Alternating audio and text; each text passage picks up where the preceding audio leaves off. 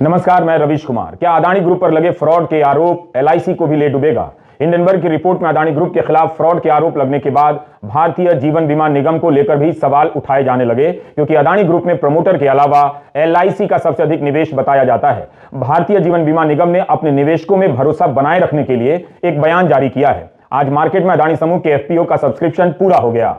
Abu Dhabi के एक समूह ने $400 मिलियन का निवेश कर दिया है। क्या इसके पीछे भी कोई राज है? सवाल है कि हिंडनबर्ग ने अपनी रिपोर्ट में जो आरोप लगाए हैं, क्या सरकार उसकी जांच करेगी? सेबी की तरफ से कोई जांच होगी? अदानी समूह के कुछ शेयरों के दाम में सुधार देखे गए हैं, लेकिन जो गिरावट आई है उसकी रिकवरी अभी दूर नजर आती है। अदानी समूह के शेयरों की खराब हालत को देखकर उसे लोन देने वाले या इक्विटी खरीदने वाले बैंकों और एलआईसी को लेकर चिंताएं जाहिर की जा रही हैं। बैंकों और एलआईसी की तरफ से सफाई आ गई है कि चिंता की कोई बात नहीं है, मगर चिंता की लकीरें यहां वहां दिखाई भी दे रही हैं। क्या एलआईसी अदानी ग्रुप को बचा रहा है, जिसके कारण उसे घाटा हो रहा है? इन आरोपों में कितना दम है, इन सब पर बात करेंगे।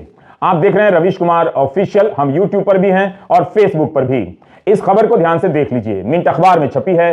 शाहीन घोष की खबर में 2 वरिष्ठ बैंकरों से बातचीत का ब्यौरा है। इन बैंकरों के नाम नहीं है, ऑफ रिकॉर्ड बयान है। मिंट लिखता है कि 2 वरिष्ठ बैंकरों ने कहा है कि भारतीय रिजर्व बैंक ने उनके बैंक से जानकारी मांगी है कि अदानी ग्रुप में कितने पैसे लगे हैं। यह पिछले हफ्ते की बात है। इसका मतलब है कि बैंकों ने जो लोन दिए हैं या निवेश किए हैं, उसके डूबने की आशंका को लेकर रिजर्व बैंक भी चिंतित है। शाहीन घोष की रिपोर्ट में लिखा है कि हिंडनबर्ग की रिपोर्ट आने के बाद बैंकर सतर्क हो गए हैं। भले ही अदानी ग्रुप ने हिंडनबर्ग की रिपोर्ट को दुर्भावनापूर्ण से लेकर फर्जी बताया है, झूठ का पुलिंदा बताया है, लेकिन बाजार के भीतर इसे लेकर कान खड़े हो गए हैं। हिंदी प्रदेश के दर्शकों, क्या आपके अखबारों में यह सब विस्तार से छप रहा है? आप अखबार और चैनल के पैसे देते हैं। आप सिंपल हिसाब समझिए, आपकी जेब पर डाका डाला जा रहा है और आपसे ही पैसा लेकर अखबार और चैनल उसकी खबरें गायब कर दे रहे हैं। अगर ऐसा नहीं हो रहा है तो अच्छी बात है, लेकिन ऐसा हो रहा है तो क्या यह अच्छा है? गोदी मीडिया से पूछिए कि भारत की सबसे बड़ी कंपनी समूह पर फ्रॉड के आरोप लगे हैं, उसकी क्या रिपोर्टिंग है? क्या खारिज कर देने से काम हो जाता है? मिंट की रिपोर्ट कह रही है कि बैंक सतर्क हो रहे हैं। भारतीय रिजर्व बैंक उनसे पूछ रहा है। फिर ये सारी बातें ऑफ रिकॉर्ड क्यों छप रही हैं? भारतीय रिजर्व बैंक को ऑन रिकॉर्ड आकर कहना चाहिए कि उसकी चिंताएं क्या हैं, क्यों बैंकों से पूछा जा रहा है। ऑन रिकॉर्ड होगा तो लोगों में ज्यादा भरोसा बनेगा। मार्केट का पैसा डूब रहा है या डूबने वाला है और यहां ऑफ रिकॉर्ड का ड्रामा चल रहा है। अभी तक सेबी की तरफ से भी कोई जवाब नहीं आया है। आज भी शेयर बाजार में अदानी ग्रुप की कई कंपनियों के शेयरों के दाम गिरे हैं, कुछ कुछ के बढ़े भी हैं। सीएनबीसी टीवी 18 से अदानी ग्रुप के मुख्य वित्तीय अधिकारी जुगशिंदर सिंह जी ने कहा है कि अदानी ग्रुप भारतीय state bank, Punjab national bank, bank of Baroda से डील करता है। अदानी ग्रुप पर $30 अरब का कर्जा है, जिसमें से $9 अरब का कर्जा भारतीय बैंकों का है। प्रतिशत के हिसाब से भले ही विदेशी संस्थाओं ने अदानी ग्रुप को ज्यादा लोन दिए या किसी और रूप में निवेश किए हैं, लेकिन भारत के सरकारी बैंकों की हिस्सेदारी इतनी भी मामूली नहीं लगती कि हम फिक्र ही ना करें। खबरें छपी हैं कि पिछले 2-3 सालों से अदानी समूह को दिया गया भारतीय बैंकों का लोन घटता जा रहा है और जीवन बीमा इस ग्रुप के शेयर खरीदता जा रहा है। तो भारतीय बैंकों का लोन कम हुआ, मगर एक भारतीय कंपनी की इसमें हिस्सेदारी बढ़ती चली गई, उसके शेयरों को खरीदती चली गई। क्या इसे किसी पैटर्न के रूप में देखा जा सकता है कि लोन का हिस्सा कम कर निवेश का हिस्सा बढ़ा दिया जाए? हम इन मामलों के विशेष जानकार तो नहीं है, इसलिए सहज बुद्धि से सवाल कर रहे हैं। वैसे अदानी ग्रुप संकट में आया तो उसे लोन देने वाली विदेशी संस्थाएं भी संकट में आ सकती हैं और तब यह भारत की छवि के लिए अच्छा नहीं होगा। इन विदेशी संस्थाओं ने इसी भरोसे लोन दिया होगा कि भारत की कंपनी है तो नियम कानून से चलती होगी, कोई फ्रॉड हो ही नहीं सकता। हिंडनबर्ग की रिपोर्ट के आने के बाद जिस तरह से पहले की कंपनियां बर्बाद हुई हैं, अगर वैसा कुछ हो गया तो क्या भारतीय बैंक या विदेशी संस्थाएं इस झटके को बर्दाश्त कर पाएंगी? क्या इसीलिए भारतीय रिजर्व बैंक ने बैंकों से उनके लोन का हिसाब पूछा है, जिसकी रिपोर्ट मिंट में छपी है? अगर भारतीय बैंकों पर किसी भी तरह का खतरा है तो भारत पर यह हमला बाहर से नहीं हुआ है, अंदर से हुआ है। क्या इसलिए भी अदानी ग्रुप को अज्ञात तरीके से बचाने की चर्चाएं चल रही हैं और चलती रहेंगी, मगर तथ्य कभी सामने नहीं आएंगे कि यह सत्य है या झूठ है? अदानी ग्रुप हमेशा ऐसी बातों को गलत बताता रहा है। सवाल है कि अदानी ग्रुप की कंपनी का रिकॉर्ड इस तरह का क्यों है, उसकी साख ऐसी क्यों है कि एक रिपोर्ट भर से शेयरों के दाम 4 दिन से गिरते ही चले जा रहे हैं? क्या यह भारत पर भीतर से हमला नहीं है? क्या ऐसी कमजोर कंपनियों के सहारे भारत आर्थिक जगत में अपना सीना फुला रहा है, जो एक रिपोर्ट के आने भर से भारत पर हमला चिल्लाने लग जाती हैं और उनके शेयरों के दाम गिरने लग जाते हैं? Do you get my point? Punjab national bank के मुख्य कार्यकारी अधिकारी AK गोयल का मिंट में बयान छपा है कि उनके बैंक ने अदानी ग्रुप को 7,000 करोड़ रुपए के कर्ज दिए हैं। CNBC TV 18 को भारतीय स्टेट बैंक ने भी कहा है कि रिजर्व बैंक जितनी इजाजत देता है उससे बहुत ही कम स्टेट बैंक ने अदानी ग्रुप को लोन दिया है या किसी तरह का निवेश किया है। बैंक पूरी तरह से सुरक्षित हैं। स्टेट बैंक के प्रबंध निदेशक ने CNBC TV 18 से कहा कि अदानी ने जो भी खरीदा है उसमें भारतीय बैंकों की हिस्सेदारी नहीं है, एक्विजिशन में विदेशी बैंकों या संस्थाओं की है। CNBC TV 18 की रिपोर्ट में लिखा है कि भारतीय स्टेट बैंक ने यह नहीं बताया है कि अदानी ग्रुप पर बैंक का कितना लोन है। हांगकांग के capital markets and investment group CLSA का हवाला देते हुए अखबार ने लिखा है कि अदानी ग्रुप की चोटी की 5 कंपनियों पर 2 लाख करोड़ से अधिक के उधार हैं। भारतीय बैंकों ने 81,000 करोड़ से ज्यादा के लोन दिए हैं। स्टेट बैंक ने कहा है कि हम बिल्कुल भी चिंतित नहीं हैं। CLSA ने भी कहा है कि भारत के सरकारी बैंकों के लोन की हिस्सेदारी बहुत ही कम है, यानी विशेष चिंता की बात नहीं। भारत के सरकारी बैंक चिंतित नहीं है और भारतीय बैंकों ने अपनी क्षमता की सीमा से कम ही लोन दिए हैं। आपको एक पुरानी खबर की याद दिलाना चाहता हूं इसी बात पर। 2011 के साल में इसी तरह एक और रिपोर्ट आई थी, तब विजय माल्या ने भी खंडन कर दिया था। आज विजय माल्या कहां हैं आप जानते हैं। 16 सितंबर 2011 के टाइम्स ऑफ इंडिया की यह खबर आप देख लीजिए। उस वक्त कनाडा की एक रिसर्च कंपनी वेरिटास ने इसी तरह की रिपोर्ट प्रकाशित की थी कि किंगफिशर एयरलाइंस अपने रिकॉर्ड ठीक से नहीं बताती है। कंपनी के बही खाते में कई सारी गड़बड़ियां दिखाई पड़ती हैं। अपने कर्जे को यह कंपनी कम बताती है। तब विजय माल्या ने ठीक वही कहा जो आज अदानी ग्रुप ने कहा है। इसे दुर्भावनापूर्ण और सनसनीखेज बताया था। विजय माल्या ने तब भारत पर हमला नहीं कहा था, अदानी ने इसे भारत पर हमला बोला है। अगर उस समय विजय माल्या कनाडा की कंपनी की इस रिसर्च को भारत पर हमला बताते तब क्या होता। आज माल्या फरार हैं, उन्हें सरकार भारत की जेल में डालने के लिए जाने कितने साल से मुकदमा ही लड़ रही है। वेरिटास कंपनी की रिपोर्ट आखिर सही साबित हुई। आज आप किसी भी एयरपोर्ट पर जाइए, किंगफिशर नाम की हवाई जहाज कंपनी का अता पता नहीं मिलेगा। विजय माल्या का इतिहास आपके सामने है। भारतीय इतिहास के किस चैप्टर में आप विजय माल्या के बारे में पढ़ाएंगे, क्योंकि ये जनाब तो भारत से ही भाग गए हैं। पता चला कि ब्रिटेन के इतिहास के चैप्टर में पढ़ाए जा रहे हैं। ब्रिटेन दावा करने लगा है कि यह आदमी भागकर हमारी कंट्री में आया है, तो ब्रिटेन की हिस्ट्री के चैप्टर में होगा। जब अदानी ग्रुप ने हिंडनबर्ग की रिपोर्ट को भारत पर हमला कहा है, तब ऐसे में सेबी नाम की संस्था क्यों चुप है? उसे सार्वजनिक बयान देना चाहिए था। जब बैंक सार्वजनिक रूप से जवाब दे रहे हैं, भारतीय जीवन बीमा निगम ने बयान जारी किया है, तब सेबी क्यों चुप है? एक तरफ सेबी की चुप्पी पर सवाल उठ रहे हैं और दूसरी तरफ खबर आती है कि अडानी के शेयर ज्यादा ना गिरें, इसके लिए सर्किट लिमिट को 20% से 10% कर दिया गया है। हिंदी में ऐसे समझिए, सीधे पाताल लोक में ना चले जाएं, इसलिए उसके पहले एक फ्लोर और जोड़ दिया गया है। यानी अब एक दिन में अडानी के शेयर 10% से अधिक नहीं गिरेंगे तो हाहाकार भी कम मचेगा। दुनिया के अमीरों में अडानी तीसरे नंबर पर थे। कुछ दिन पहले तक फोर्ब्स पत्रिका यह सूची बनाती है। जब से हिंडनबर्ग की रिपोर्ट आई है, अडानी तीसरे नंबर से 11वें नंबर पर आ गए हैं। 24 जनवरी को हिंडनबर्ग की रिपोर्ट आती है और 2 दिन के भीतर 51 अरब डॉलर की पूंजी हवा हो जाती है। सोमवार के दिन गिरावट के बाद रॉयटर ने लिखा कि 70 अरब डॉलर यानी 5,70,000 करोड़ से भी अधिक की पूंजी हवा हो गई। किसी की पूंजी का भाव इतना कम हो जाए, वो भी फ्रॉड के आरोप लगने के बाद, हर तरह से चिंता की बात है। फोर्ब्स की सूची देख रहा था, इसमें आज अडानी और अंबानी आगे पीछे नजर आए। इसी तरह अडानी ग्रुप के शेयरों में गिरावट आती गई तो एक बार फिर से अंबानी उनसे आगे निकल सकते हैं। क्या तब अंबानी पार्टी देंगे और इसे भारत की जीत बताएंगे? भारत पर यह कैसा हमला है कि एक भारतीय अडानी नीचे की तरफ सरकते जा रहे हैं और एक भारतीय अंबानी ऊपर की तरफ उठते नजर आ रहे हैं? यह हमला हो रहा है या झूला झुलाया जा रहा है? I do not want to speak in English again and again, you understand on your own. क्या विपक्ष जीवन बीमा और बैंकों की पूंजी को लेकर बेवजह शोर कर रहा है? सीपीएम ने तो हिंडनबर्ग की रिपोर्ट के बाद उच्च स्तरीय जांच की मांग की है। अडानी ग्रुप ने इन आरोपों को हमेशा ही गलत बताया है, इनका खंडन किया है। कांग्रेस के प्रवक्ता जयराम रमेश ने एक लंबा बयान जारी किया है और कहा है कि वित्तीय प्रणाली का स्तंभ माने जाने वाले LIC और SBI जैसे वित्तीय संस्थानों के अडानी समूह के साथ उच्चतम स्तर के जोखिमपूर्ण लेन देन का वित्तीय स्थिरता और करोड़ों भारतीयों की बचत राशि पर दुष्प्रभाव पड़ सकता है। एक जिम्मेदार विपक्षी दल के रूप में कांग्रेस पार्टी का यह दायित्व है कि वह सेबी और RBI से वित्तीय प्रणाली के प्रबंधक के रूप में अपनी भूमिका का प्रभावी रूप से निर्वहन करने और व्यापक जनहित को ध्यान में रखते हुए इन आरोपों की जांच करने का आग्रह करे। तेलंगाना के IT मंत्री KT रामाराव ने भी कहा है कि यह सवाल बेहद गंभीर है।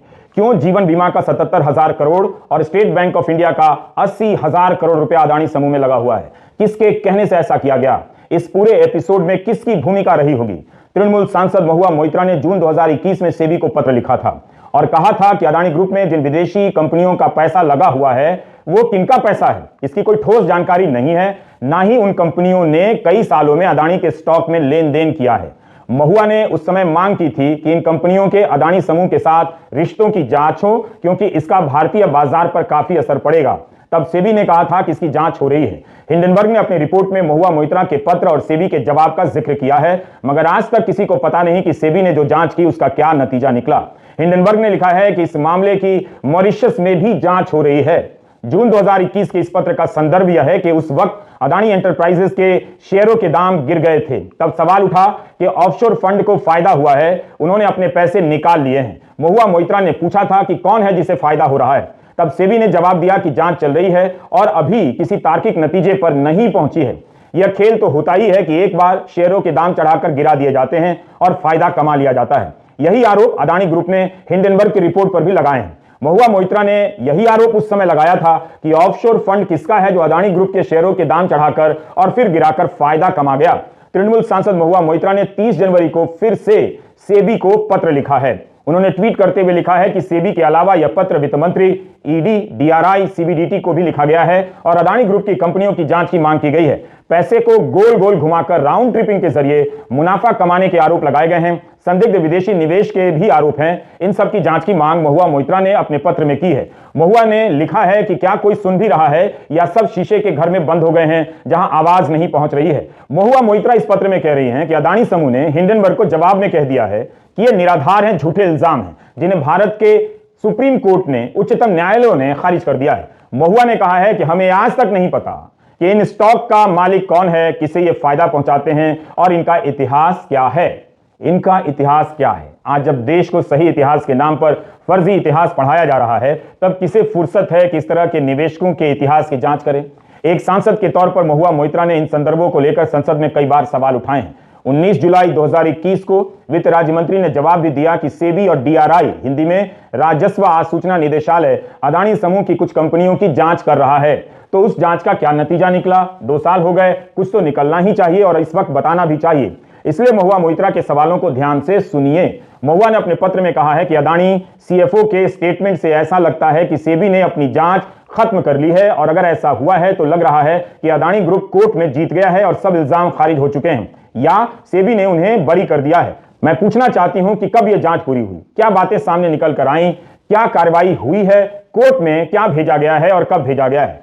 अब आपको समझ आ रहा होगा कुछ कुछ। क्या महुआ मोइत्रा ने भी अदानी ग्रुप में निवेश को लेकर पत्र लिखकर भारत पर हमला कर दिया? महुआ ने यह भी पूछा है कि जांच अगर पूरी नहीं हुई तो अदानी ग्रुप को एफपीओ लाने की अनुमति कैसे मिल गई, जिसके जरिए यह समूह निवेशकों से 20,000 करोड़ रुपए मांग रहा है। क्या इसकी जानकारी अदानी ग्रुप ने मार्केट को दी है? तो ये सब सवाल हैं। सेबी इन प्रश्नों के जवाब दे सकती है, देना चाहिए। अब आपको फिर से फ्लैशबैक में ले जा रहा हूं। 6 अक्टूबर 2021 को पेंडोरा पेपर सीरीज नाम से इंडियन एक्सप्रेस में खबरें छपती हैं। इंडियन एक्सप्रेस ने उस वक्त लिखा था कि अदानी के बड़े भाई विनोद अदानी साइप्रस नाम के लघु देश के नागरिक हैं, दुबई में रहते हैं। पेंडोरा रिपोर्ट में विनोद अदानी की कंपनी हिबिस्कस आरई होल्डिंग्स लिमिटेड का नाम आया था। भारत जैसे विश्वगुरु लेवल के देश छोड़कर विनोद अदानी साइप्रस की नागरिकता लेते हैं, रहते दुबई में हैं। यह उनकी मर्जी हो सकती है। उनके बेटे अदानी ग्रुप की एक कंपनी के प्रबंध निदेशक हैं और अदानी एंटरप्राइजेस के निदेशक हैं। अदानी समूह ने 413 पन्नों के अपने जवाब में कहा है कि विनोद अदानी के पास उनके ग्रुप का कोई पदभार नहीं है और ना ही रोजमर्रा के काम में कोई हस्तक्षेप है। हिंडनबर्ग ने अपनी रिपोर्ट में इल्जाम लगाया है कि विनोद अदानी की मॉरिशस में 38 शेल कंपनियां हैं जो अदानी की लिस्टेड और प्राइवेट कंपनियों में अरबों डॉलर का लेन देन करती हैं। यहां तक कि अदानी ग्रुप के मुख्य वित्तीय अधिकारी जोगिशिंदर रॉबी सिंह जी भी ऑस्ट्रेलिया के नागरिक बताए गए हैं। मिंट अखबार ने अपने साक्षात्कार में लिखा है कि जोगिशिंदर ऑस्ट्रेलिया के नागरिक हैं। इनके पास पीआईओ कार्ड है, पर्सन ऑफ इंडियन ओरिजिन का कार्ड। इससे उनके प्रति मेरा सम्मान और बढ़ गया थोड़ी देर के लिए, क्योंकि उनके पहले वीडियो में ऑस्ट्रेलिया का झंडा नहीं था, हमारा प्यारा तिरंगा था। कोई साइप्रस का नागरिक हो जाए या ऑस्ट्रेलिया का हो जाए, कोई ऐतराज नहीं है मुझे। अब चूंकि अदानी ग्रुप ने भारत पर हमला कहकर राष्ट्रवाद को बीच में ला दिया है, इसलिए यह छोटा सा सवाल पूछ रहा हूं। मेरा सवाल है कि केवल भारत के खिलाफ हमला कैसे हो गया? अगर भारत के खिलाफ हमला है तो हिंडनबर्ग की रिपोर्ट साइप्रस और ऑस्ट्रेलिया के खिलाफ भी हमला है। अपना डेटा बचाइए, सारा डेटा रील्स और गाने सुनने में खर्च ना करें, इस तरह के लंबे वीडियो देखा करें, ठहर कर सोचा करें, तब समझ में आएगा कि आपका डिब्बा कैसे गोल हो रहा है।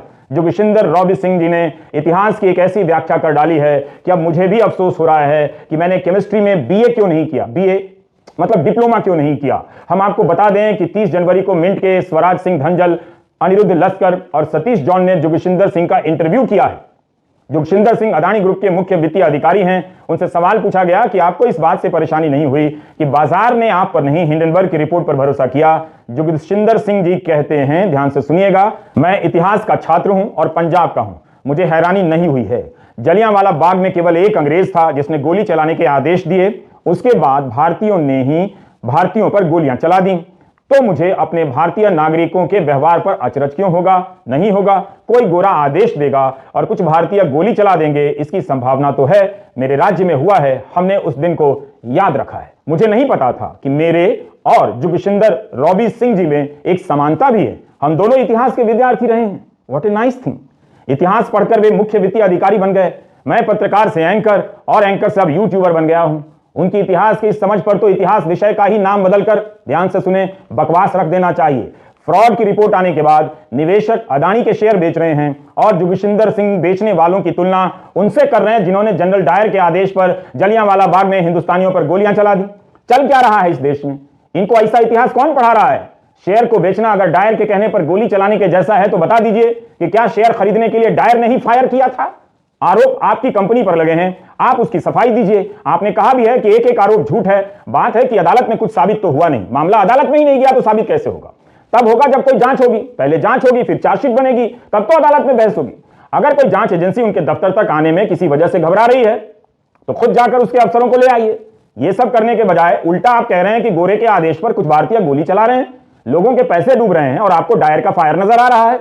अगर अदानी के शेयर बेचने वालों में कोई संघ का सदस्य निकल गया, बीजेपी का सदस्य निकल गया, तब क्या होगा? जोगशिंदर सिंह को यह बात मालूम है क्या होगा? भाई, लोगों ने शेयर मार्केट को मुगल गार्डन बना दिया है, जब चाहा नाम बदलकर अमृत उद्यान रख दिया। This is what I have a problem with, not knowing history and yet claiming to be a student of history. So brazen. सवाल है कि अदानी ग्रुप के साथ साथ एलआईसी का भी निवेश डूबा तो क्या होगा? क्यों एलआईसी को नहीं लगता है कि अभी इतनी बुरी हालत नहीं आई है कि अदानी के शेयर बेचकर निकला जाए? ट्विटर पर कई लोग जो खुद को ऐसे विषयों के जानकार बताते हैं, ये सब सवाल कर रहे हैं। राजनीतिक दल भी एलआईसी को लेकर सवाल उठा रहे हैं। एलआईसी की तरफ से जवाब आया है। आज भी एलआईसी के शेयरों के दाम में कुछ गिरावट दर्ज हुई है।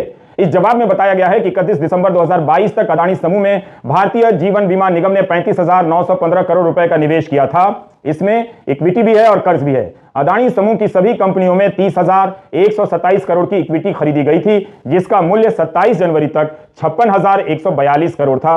भारतीय जीवन बीमा ने जिन कंपनियों में निवेश किया है उनकी क्रेडिट रेटिंग भी डबल है, AA है, और निवेश के नियमों के तहत ही सारा निवेश हुआ है। भारतीय जीवन बीमा की कुल संपत्ति 41,66,000 करोड़ की है।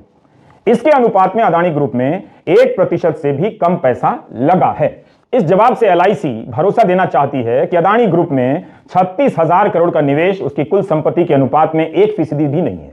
इसलिए चिंता मत कीजिए। कांग्रेस अध्यक्ष मल्लिकार्जुन खड़गे ने आरोप लगाया है कि 2 दिनों के भीतर जीवन बीमा के शेयरों के भाव में 22,442 करोड़ रुपए की गिरावट आई है।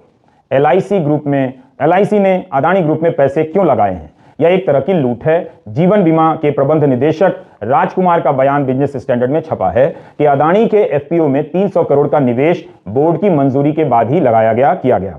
आगे और निवेश का प्लान नहीं है।